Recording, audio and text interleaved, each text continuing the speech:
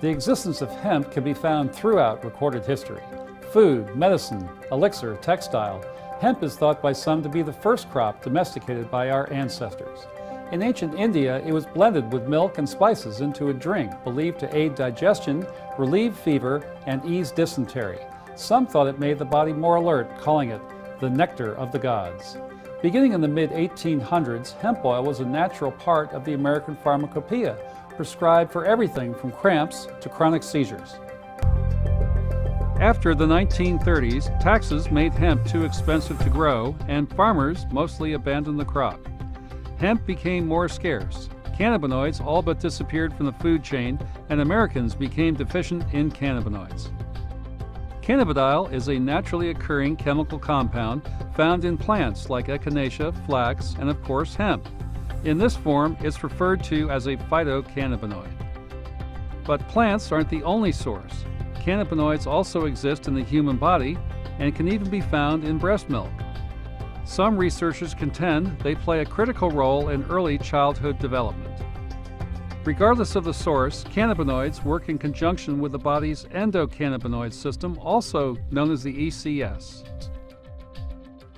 The ECS is a network of cannabinoid receptors found in the mammalian brain and abdominal organs.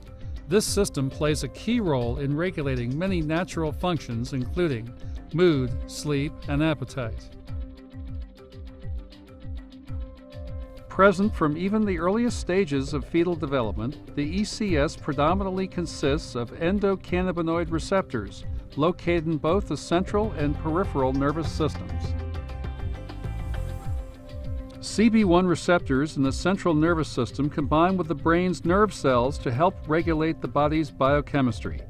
Both endocannabinoids and phytocannabinoids bind to these receptor points to control the passage of proteins between cells. CB2 receptors in the peripheral nervous system are mostly found on white blood cells, in the tonsils, and in the spleen.